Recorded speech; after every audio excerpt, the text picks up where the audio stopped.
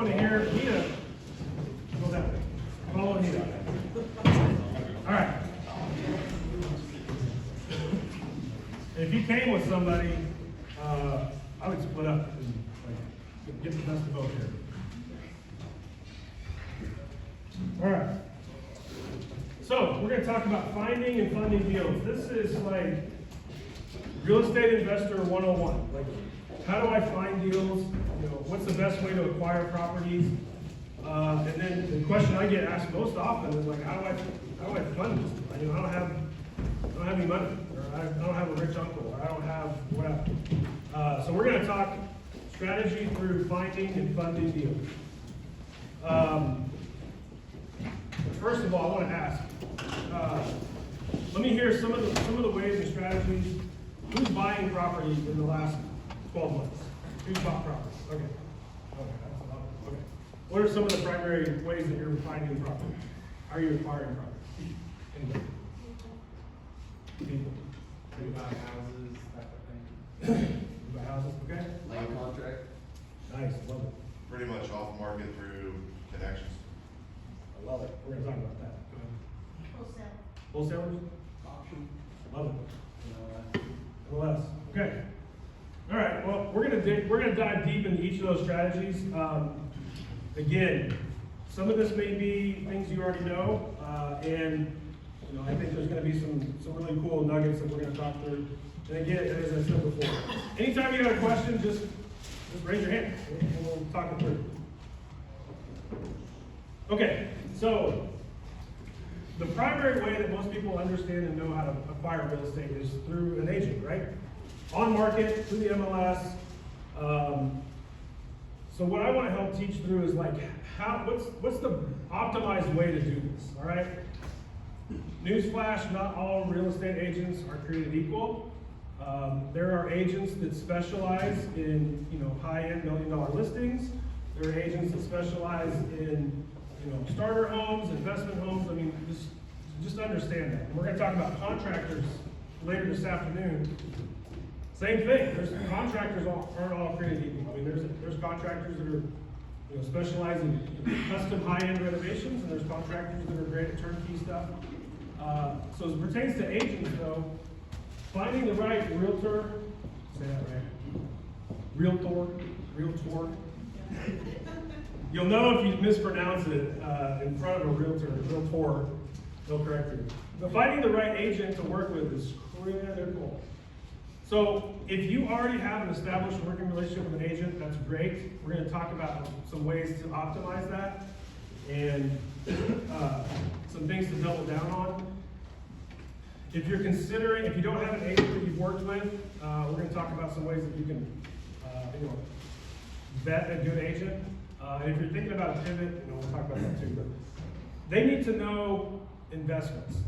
The agent that you work with, that you choose to work with, that you're going to count on as an investor to bring you properties and handle your transactions, they need to know investments. They need to know how to spot a good deal, how to analyze deals. They need to know, and again, I go back to, you know, if their primary transactions are you know, high-end listings, or, you know, they're just doing stuff out in the suburbs and everything, and they're not in the weeds as much. Just really examine that and look at that, because your agent needs to know investments. They need to know about renovation prices, you know, how to analyze, you know, a crap hole property, because that's important. I mean, if you go walk a property that's a fixer-upper, and your agent can't, you know, accurately assess it and you know, give you at least a decent idea of whether this is a no or go situation, that's not good. So they need to know renovations. Synergy, this is important. So like, you need to match energy with your agent. I mean, if you are super detailed and like your spreadsheet by the numbers, and you know, your stickers are going to indicate a lot, just find an agent that you're going to work with, because this is important. As an investor, you know, even if we're going to talk about off-market properties, even if you're acquiring properties off-market, I mean, you're going to lean into an agent, that relationship pretty significantly. So you need to match their synergy. You know, you gotta have a good working relationship. And lastly, as it pertains to, and we're going to blow through a lot of this. And like I said, ask questions. You need to be set up on a drip campaign. If you're not already on a drip campaign, in fact, you need to be set up on 2 drip campaigns, what I suggest.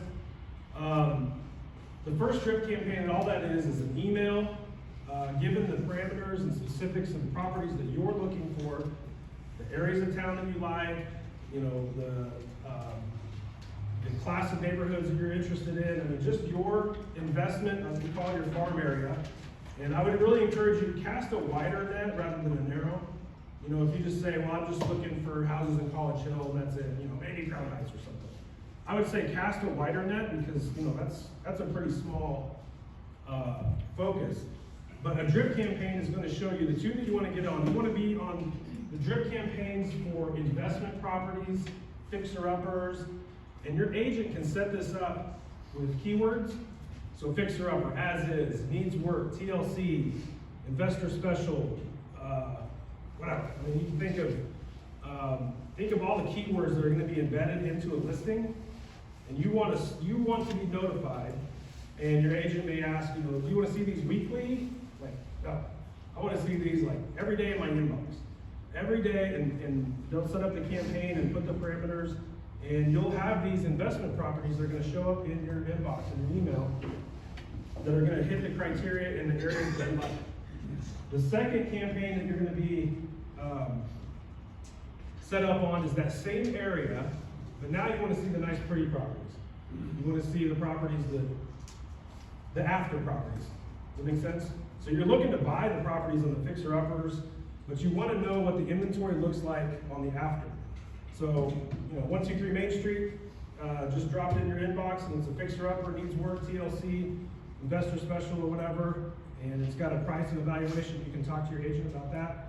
Is it the right offer to make? But then I want to know what 124 Main Street looks like, because I want to see, is it, you know, what's it listing for? What's it selling for? And your agent's going to help you, you know, work through this because, you know, they're going to be pulling comps, and you want to see what the inventory is, what this fixer-upper could look like, and what it's going to potentially sell for. I gotta start going fast. I'm running out of time. So that's working with agents. That's a traditional, like, transactional real estate. You got an agent, drip campaign, make offers. I want to talk through other ways, off-market ways to acquire properties. So primarily, and I'm going to go through a lot faster on these. There are ways to acquire properties off-market. So you can, if you are, I don't know what color sticker you would have to geek out on data and like spreadsheets and like you know, get your juices flowing. That's not me. But you can buy lists. Services like PropStream, Exact Data, or Atom Data. There's a lot of places that you can acquire lists. For instance, if you're wanting to, you know, look at see what vacant properties might be available, or vacant owners. You know, buying lists and stacking data is a great way. We're going to talk about how you can market to those. Build your own list. Driving for dollars is great. If you've never heard of that concept, it's simply, as it implies, you're driving around looking for fixer-uppers. There's great apps like Deal Machine. When I first got started, it was like the first thing I downloaded. It allows you to drive and pin properties that you would identify as potential, you know, properties of interest to you, and you can, and we're going to talk about how you could market, send a postcard. I mean, you could literally go knock on their door. But something like Driving for Dollars with Deal Machine's good. Zillow's a great resource. I mean, it's kind of a love-hate relationship with Zillow, and like how accurate are they with anything, which they're not. But they do have for sale by owner listings, and so you're going to easily, you're going to overcome some of the objections when you go to, we're going to talk about how you can market and acquire properties off market without an agent, kind of the, you know, the ninja style. For sale by owner, it literally means the owner is selling this house, and you don't have any objections about now how you negotiate and come at a price. But you know, looking for sale by owners is always good. Networking, we're going to talk about that a lot, so I'm going to leave that. But networking, finding owner information. So I mentioned Deal Machine. You know, they've got an app, and all within their app You can skip trace. If you don't know what skip tracing is, it's simply obtaining the owner information for a property. All right? Finding the mailing address for that owner, finding an email or phone number that you can reach out to them. So skip tracing, as simply as it implies, is trying to obtain owner information. You can do that through Lead Fusion, is who we use. I've used Batch Leads and Sherpa before, Lead Sherpa. And again, the platforms are there, run with it, get an account. So, marketing. There's obviously more ways than this, but if you're an investor that's looking to, like, you know, I need properties. I'm working with my agent. And by the way, I suggest you take a multi-pronged approach. I've got a great agent that I work with. She makes offers for me. She brings properties. But I'm also proactively wanting to, you know, incorporate some off-market strategies. And these are some ways you can do it. So cold calling, as it implies, mail, TV, radio, signage, run ads, texting. I'm going to go through a couple of these. So phoning prospective sellers, you know, who? You're either going to pick up the phone and do this, or you can hire a VA, a virtual assistant. This is something that we do in our business. We have virtual assistants that we hire that do a lot of administrative and marketing efforts for us. And these are things that you can build out. And again, I want to give you a very high-level overview. By no means am I, you know, suggesting that everybody needs to rent out and start running TV ads and, you know, Facebook ads or something. But if you are going to go down the cold calling route, you're either going to call or you're going to hire a VA. Somebody's going to call. Mailing. This is pretty. Who here owns property and they get inundated with postcards and letters? That's fun. So this is a way to reach out to owners. Postcards, letters. I've used Yellow Letter Headquarters, Yellow Letter HQ. Great. I actually have a student of mine that she pays her neighbor, who's like a 13-year-old girl. She pays her neighbor to handwrite letters. I think she writes 30 a week. Handwrite letters, throw it in an envelope.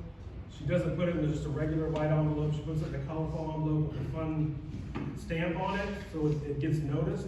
But she literally writes faithfully 30 letters a week, and she pays her neighbor, and that's a great source for deals. I think there's people in this room that have gotten deals just that I know that I've talked to, just from writing letters. So mailing postcards or letters. TV and radio speaks for itself. Signs, you know, so there's, if you see the We Buy Houses signs around, I mean, that is an effective way. It could be tacky. I mean, talking through the, where you're gonna place them. I mean, they're placing these in people's yards. You know, we put them in our yards of our properties. I use Sign Lab, they're local, they're in Delano. Additionally, billboards, you know, you'll see there's several companies that run billboards. Any of these strategies, you just want to investigate what is the return on investment. If you're not tracking your, we call them KPIs, key performance indicators. If you're not tracking the return on your spend, you could just be, you know, I've always considered marketing somewhat as like throwing money out the window. You're just going to pick which window. But the way you dial it in is you track. So you should be tracking your ad spend. Anything you're going to spend money on, it should have a return. You know, if I go pay my neighbor, you know, to handwrite 30 letters for a 6-month, you know, 6-month run, you know, how much am I paying her? What's the stamps cost? What's the thing and everything? And did I get a deal? Did I get 5 deals?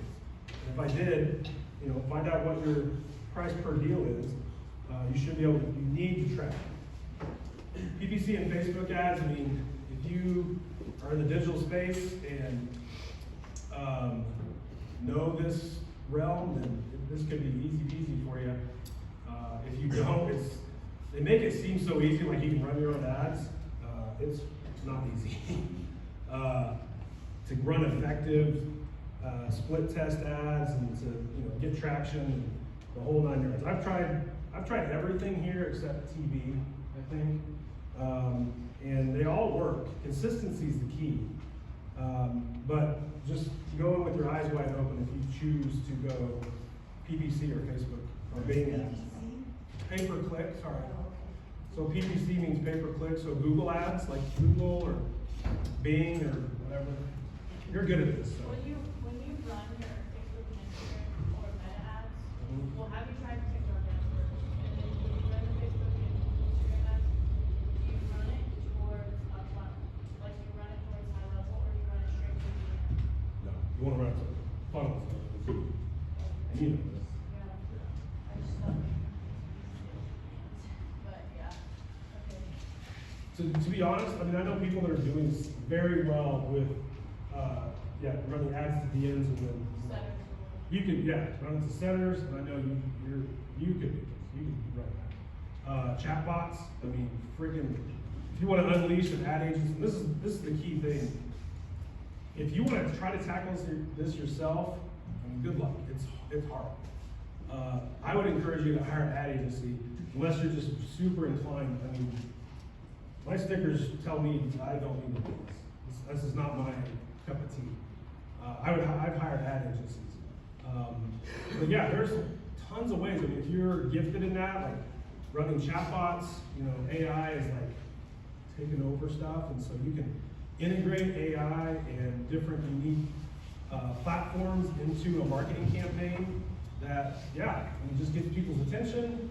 You send them to, you know, a landing page. So if you've ever heard of ClickFunnels, I mean, so many businesses use like ClickFunnels and other services like Russell Brunson's. You know, it goes to a landing page, and you know, you're just acquiring leads. How much you spend on actual? So when we scaled, we were spending in Wichita is a smaller market, obviously. So we were spending about $4,000 a month on PPC ads, and so the big dogs, you know, it's a kind of a pay-to-play system. I mean, you're fighting over clicks. Facebook ads, a little, huh? What about? So I haven't done Facebook ads for probably 2 years, but yeah, we were spending about $1,500 on Facebook ads. Yeah. For scaling reasons, put that into a percentage of how much in your business you spend on marketing. 10%, 5%. On PPC ads? Just marketing in general. Our marketing budget, Connor, what was our high? We were up to like 15K on marketing or something like that. Yeah, 15. So we scaled that back. This is okay. Yeah, like 30%. Okay.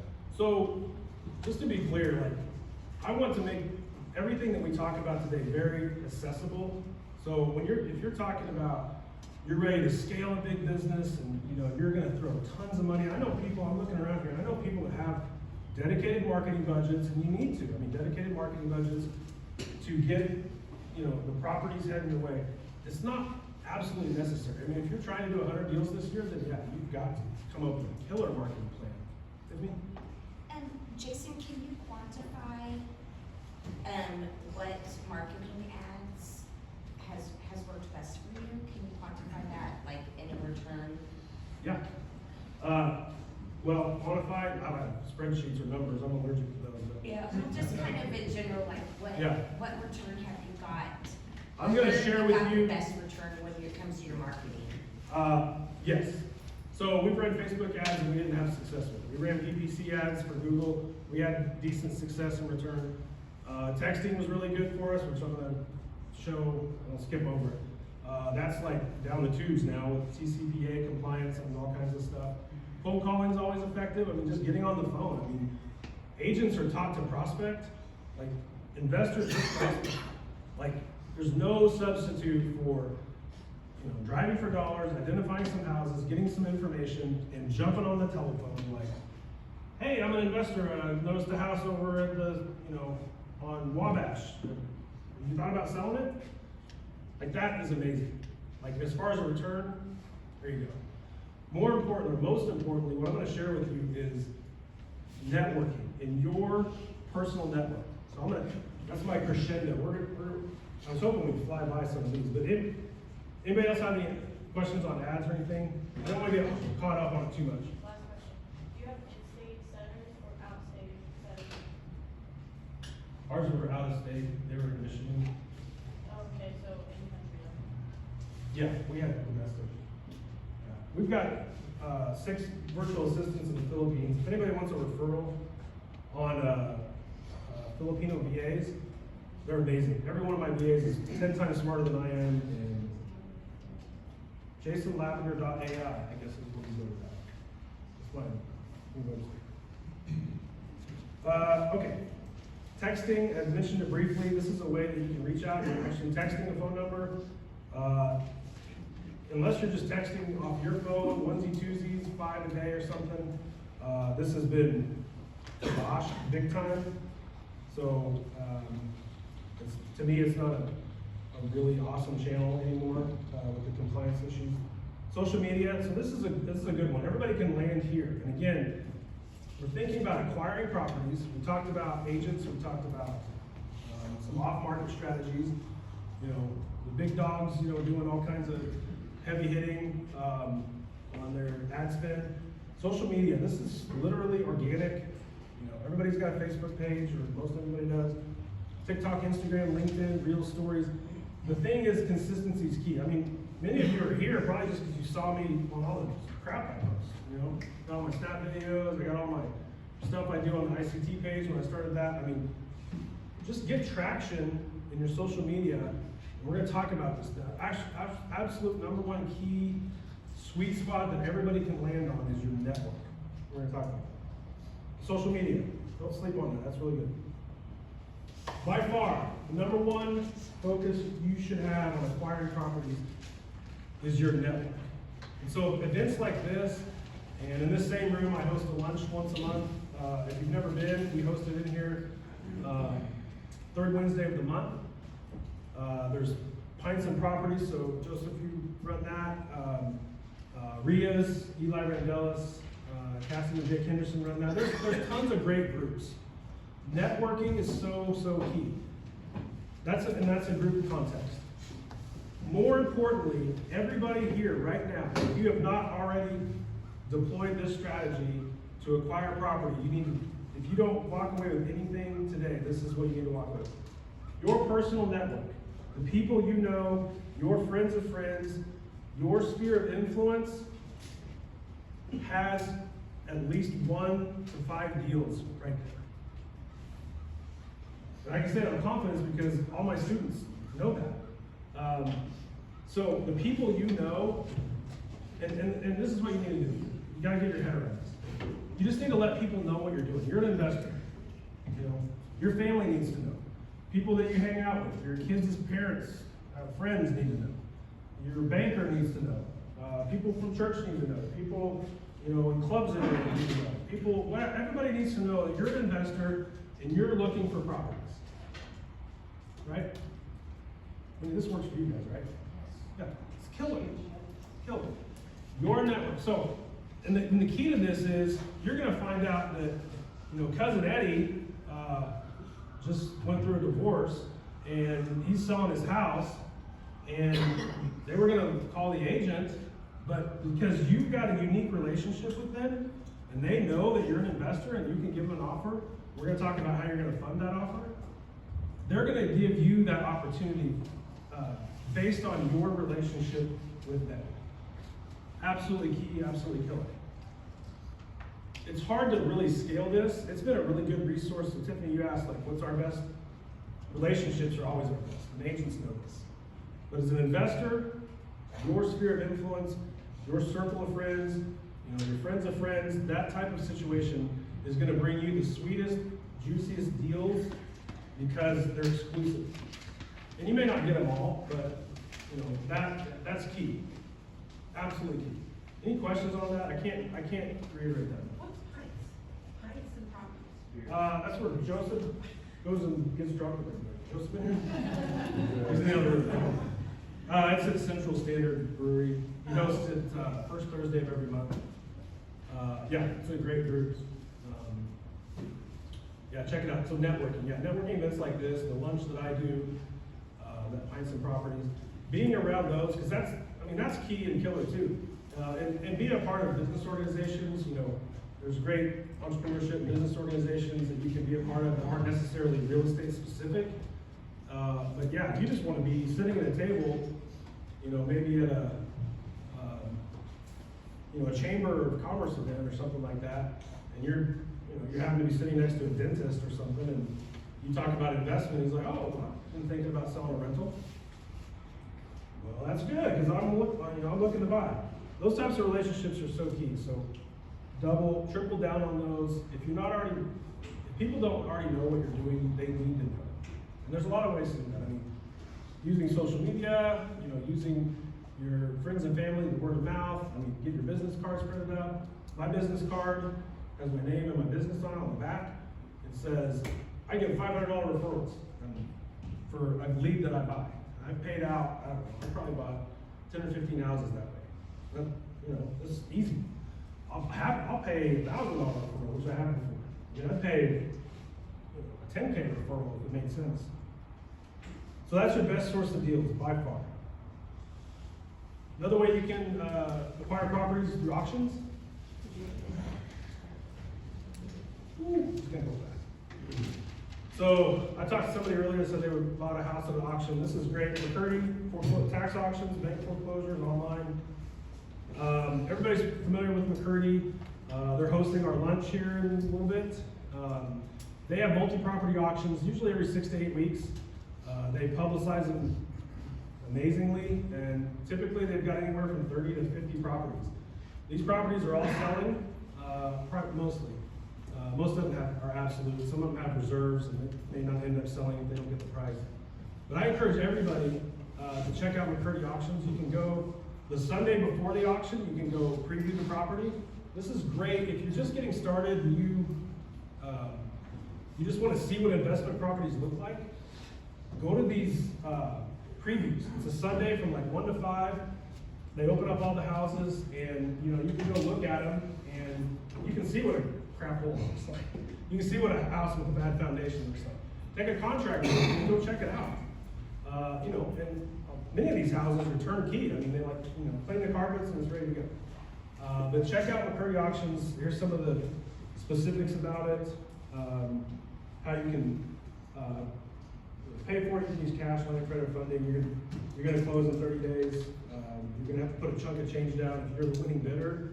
They put like $5K down or something. Little bowl land, turnkey, daily materials, and some good options. I'm gonna go real quick on it. Anybody bought tax foreclosure auctions before? Yeah, a couple? It's like the Wild West of auctions. So if you don't pay your taxes, guess what? You don't get to keep your house. And so it typically takes 4 to 5 years to go through the tax foreclosure process, and when you're just like SOL, like you're done, like you lost your house, it goes to tax foreclosure.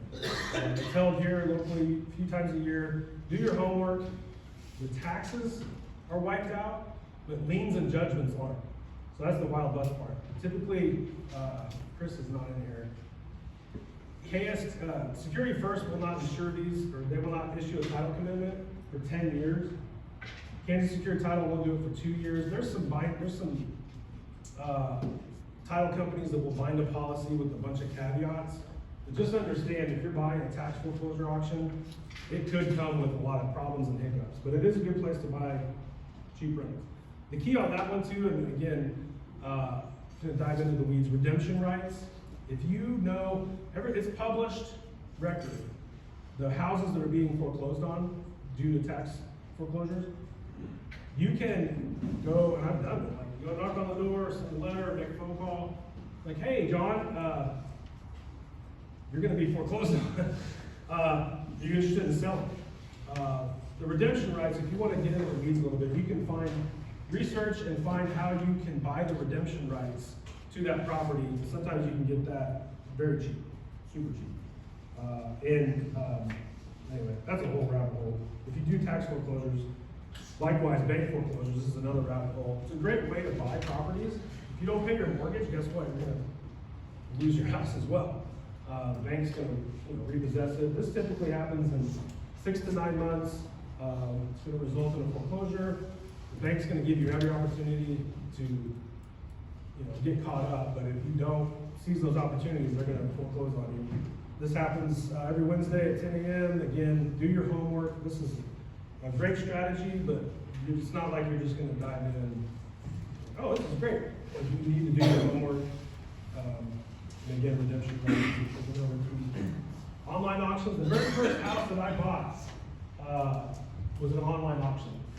Zone.com. I jumped in real estate just in 2017, and I didn't know what I was doing. But I knew, like, hey, I can buy an online auction. Zone, auction.com, some of the local auction companies, they have some of their online auctions as well. Daniel does a lot. HUD Home Store is where FHA and VA loans foreclose on. They're primarily reserved. They've usually got a 15-day owner-occupied contingency. So you see a house and you're like, oh, this is great. I'd love to buy that house. And I'm like, well, too bad, because you have to live there if you're gonna buy it. So anyway, online auctions can be very good. Again, do your homework. My experience on the online auction was Zone.com. The title work was overseas. It was a hot mess. We finally closed, but not the easy way. Any questions? I'm only halfway through, I got 5 minutes. Questions on acquisition? Yeah. What kind of price do you pay when you go through an auction? Do you get a pretty good deal, or? Everybody thinks they get a good deal, but yeah, I mean, auctions are pretty competitive. So McCurdy's auctions are competitive. I know investors that buy exclusively off auctions and do really well. You know, if you're well capitalized and you know you're implementing the BRRRR strategy, yeah, you can buy good discounted properties. I haven't bought off McCurdy. I bought off online auctions. McCurdy does a great job of marketing their properties, and so they get high dollar. I sold a bunch of properties in McCurdy and did well. I just bid on a house yesterday on an auction. Yeah? We didn't get it though. Didn't get it? No, but it started out, just out of curiosity, it started out at 150 and it ended up selling for 214 plus the 3% buyer. Mhm. And it was a $15,000 earnest money deposit that Yeah. has to be deposited within 24 hours. Yeah, they don't mess around. But the auction lasted maybe not even 10 minutes. It went really fast with family, they're fun, Yeah. you know, especially if you get it, but. There's a psychology of the auctions, like especially, there's a whole psychology of that. You understand it, it's for a reason, it drives prices up. But you can call in too, and they'll put you on Yeah. speaker if Yeah. you're out of state or whatnot, so. All right, I want to be mindful of our time. If anybody has questions on that, just find me at lunch or whatever. I can answer any questions. Happy to. So we talked about like strategies to find properties, right? So agents, off-market strategies. How do we fund them? You know, that's the number one question I usually get asked. How do I fund the property? Well, you can go to the bank, make a withdrawal, buy a house. The pros. This is not, by the way, this is tongue in cheek. Don't do this. If you want to play the leverage game, if you want to play investor game smart, you're not going to just take wads of cash and just deploy it into a property. And I know plenty of investors that do.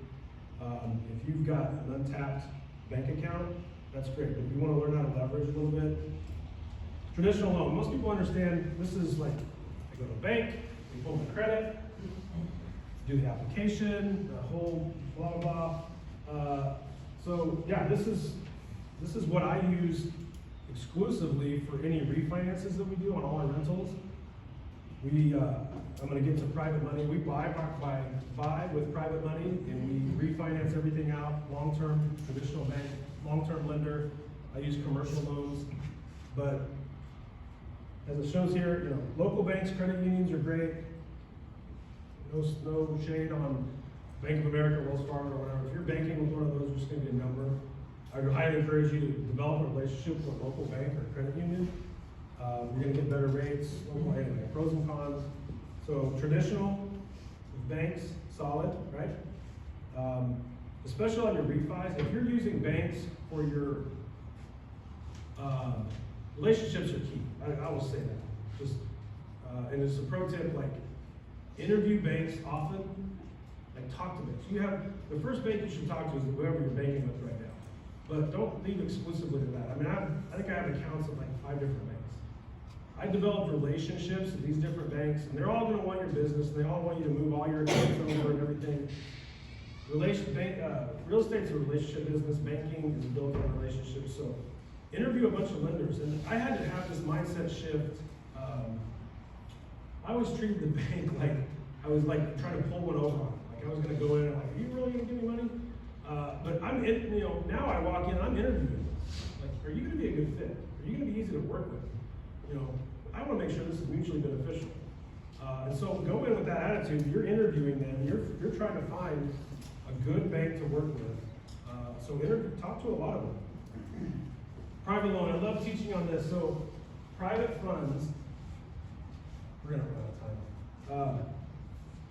Leveraging your existing network can be amazing for your business. I don't have a rich uncle. When I jumped into real estate, I started learning this concept of how to raise private funds.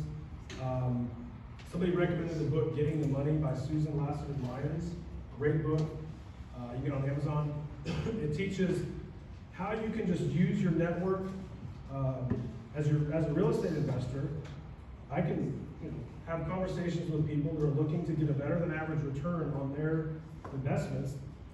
People with high net worth individuals, they're always looking to place their money somewhere. And so I didn't know them all like straight out of the gate, but there was more people that I knew that I wasn't thinking of. The first lender that private lender I had $60,000 to put into play, and he still lends to me to this day. He used to work for me in my painting business. Go figure, that was weird. But yeah, it was on the third house that I flipped. I funded my first two myself through just a signature loan. But since my third deal until now, I keep all my money out of my deals. Leveraging private lenders, huge. Any questions on that? I'm gonna go fast, but has anybody here used private lenders before in their real estate? Game changer, right? Yeah. Total game changer. Have you seen the rates go up with interest rates You're going gonna pay more for a private lender. Yeah, so Without it's doubt. always like a couple of points more, or is there any? That is up to debate. Yeah. I like the swiftness and ease of transaction. I've got a pool of lenders that I don't even call them. I mean, I go buy deals, I write contracts, and then I go find a lender like, hey, Kendall, you want to fund a deal? Yeah, what do you got? So yeah, I'm paying more for the flexibility, and everything I do is short term. Like our average turnaround is 92 days. If we buy a property and we're either refining it or selling it, our average is 92 days. That's close to close. Close to close. Renovation. On the private lenders, what do you offer them? Let's say you have someone that wants to give you money and then looks like it's their first time doing it as well. Like, what's it? If you can get anything at 10% or lower, you're doing well. I've got lenders that I work with pretty hardcore at 10%, but I've paid as high as 20%. It's just factor it into your cost. I mean, if you're just getting started, and on the ICT page, you'll see all types of lenders, and everybody's like, hey, we can help you out and everything. They're gonna come at you sometimes at 32% or something. Just factor it in. You're like, okay, well, I gotta borrow $100,000, I need it for 100 days, and here's the price. Okay, don't squabble over some percentages. I mean, you'd never do a long-term loan at that type of interest rate. Yeah, where do you find these Your network. Like literally, my first one was a guy. I had a painting. I was a house painter. He worked for me. He had an inheritance, and he and his wife decided they were going to put $60,000 in. That was it. My second one, a high school friend of mine. Just people. Just ask. I've heard so many different stories. Can you share a story about how they private lender they're using? I've got one that he just started. I was his first deal. He was actually pushing the licensing or whatever they needed to do to go through while we were talking about the deal that I had. I mean, we put that deal together, got licensed, funded it, and we actually got that house under contract today. He used to be one of my clients in my corporate life. Hadn't talked to him for 5 years. Came up in my network. I texted him, and we had a deal within a week. They'll crawl out of the woodwork. Yeah. High net worth individuals need to place their money somewhere, and and I've had people approach me like, hey, I would like to be a lender. It's like, I'll have a conversation I'll tell them no. I'm like, no, like, this isn't Vegas. Like, you need reserves, you need to know what you're doing. But yeah, somebody that's established and is using funds as part of their net worth to loan, all day. So if you're here and you know you have a certain pool that's coming to you as far as money, and you're wanting to know more about how to become a lender, what's a good source of information? You wanna be a lender? Yeah. Well, let's talk. I'll take you out to coffee and I'll explain to you how I can give you a better than average return on your money. How I've got a safe, secure asset in real estate that I can issue you a mortgage on, promissory note, personal guarantee, and I've got a track record that's a mile long, so I would love to use it. And that's what I tell people. If you don't have a track record a mile long, then just tell them you have a track record. You know. I have lost anybody.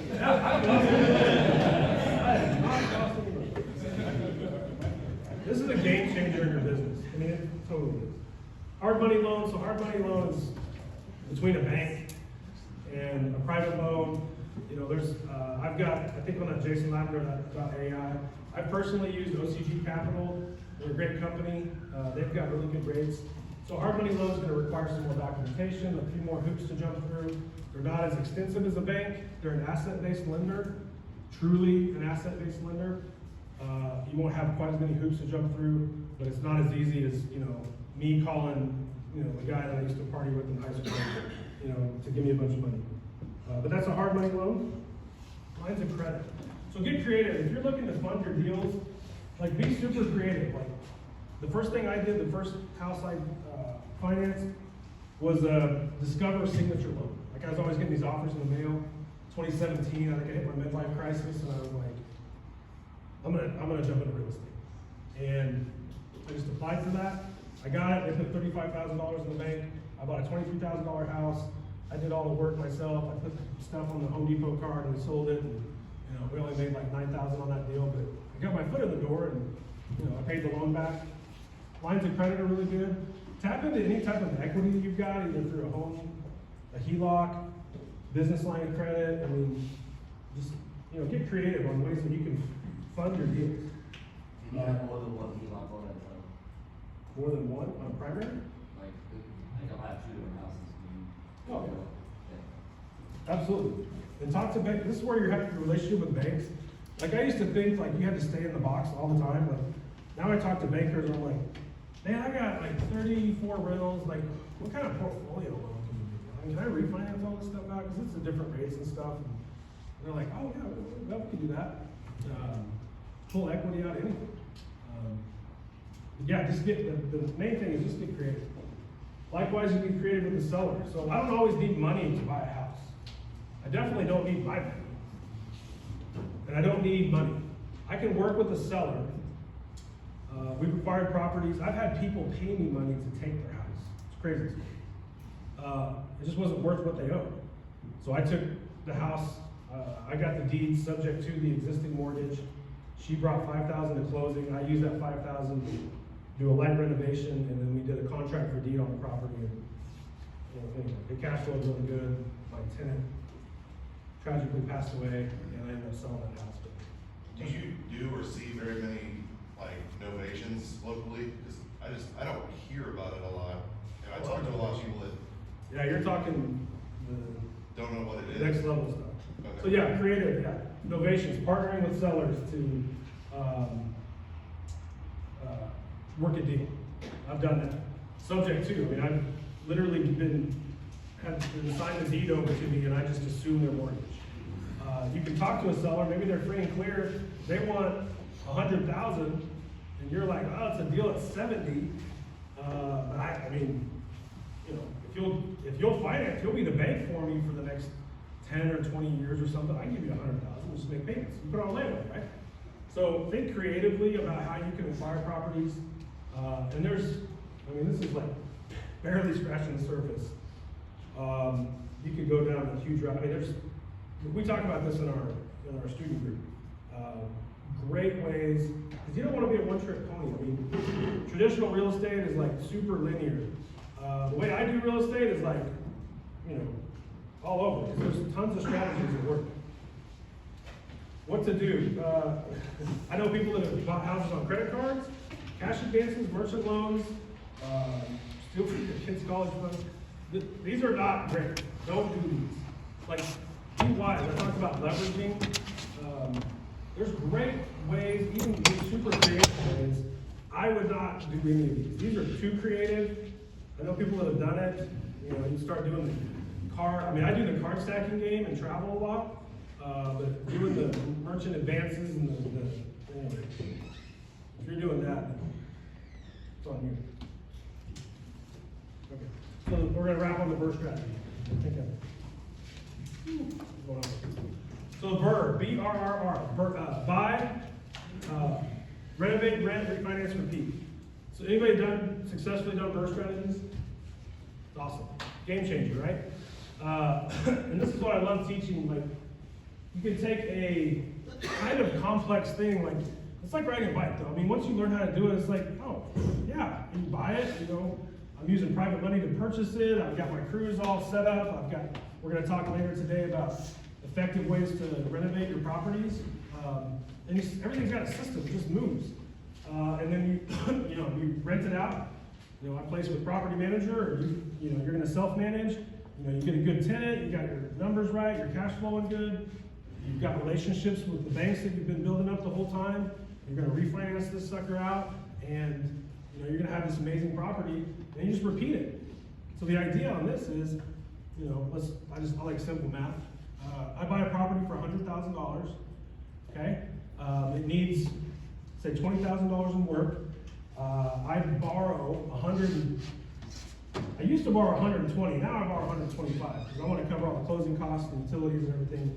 But I borrow from a private money lender the full purchase price, the full renovation price, and my closing cost, everything that I'm gonna need for that property. We renovate it, we get it done, we hand the keys over to our property management company, they rent it out, I go to the bank, and I know if I've done my math right, that sucker should, and I've got a deal breakdown we're gonna do later, that should appraise for, 175, 185, 200, or something like that. If I've done my math right, I'm gonna take that appraisal, I'll get an 80% LTV, loan to value, and I will be able to, this is how I teach people, you can walk away with tax-free money. Is Bryson in here? We talked about that the other day, right? So what's the tax-free money? It's I did the strategy, and I got to the closing table, and I did it all right, and I got the appraisal, a good appraisal. The bank said I could borrow this much. Well, I only owe this much, and I've walked away with 15K plus. That's tax-free because, and you don't have to take it, but it's debt, right? It's not income. I'm basically borrowing it, I'm taking it now, and I can infuse that into my business. Anyway, that's a successful way you can implement the BRRRR strategy. Jason, you said you bought this with private, you could example with private. How long what's the advantage to the investor of that? How long of a time frame do you have To my private lender, like I said, I do a 92-day average turnaround. So it's still within. Yeah, so two ways. I buy with the private lender, secure it with the mortgage and promissory note. I'll give them the lockbox if they want to go look at it and show them the ropes. My exit strategy, and I'm going to do a deal breakdown for a couple later. I can sell it and the deed transfers, or I'm going to refinance it and keep it. I keep the deed, but I've got a new long-term note on it. I can make it a long-term rental, a short-term rental. I can do an RTO, a rent-to-own, do a contract for deed, land contract. Whatever I want to do with it. Once I put long-term debt on it, I can do whatever I want. So this is working for the private investor because it's still a fixed Yeah. situation. Oh, Fixed. I've used probably 25 private lenders, and not one of them is not with me right now. The key is if you're gonna keep it, you refinance. Yeah, if I've got a private note to somebody, and again, I do short hits, they're gonna want their money back pretty quick, Like I said, 92 days, or 100, 120 days. I mean, we've had some stuff go south before where I've paid a little bit more interest, but yeah, it's always gonna be either sold to a new person, deed transfer, or I'm gonna refinance it out. Either way, my private lender is being paid back in spades. Is there a certain amount of time you have to wait before you can refi that house? No, if your lender's talking about seasoning your loans, get a new lender. Okay. You switch to commercial loans, 100%. All right, I want to be super mindful of the time. If any other questions on the burst strategy or anything I've talked about, come hit me up. I can talk about the burn more later in the jewelry. All right. Well, if you've just joined us, feel free to grab your other seats, looks like you found those seats. Up next, we've got Kyle Turner. Where you at, Kyle? Come on up, Kyle. So Kyle I met Kyle, I don't know, like 2-3 years ago. Absolute beast of a game changer.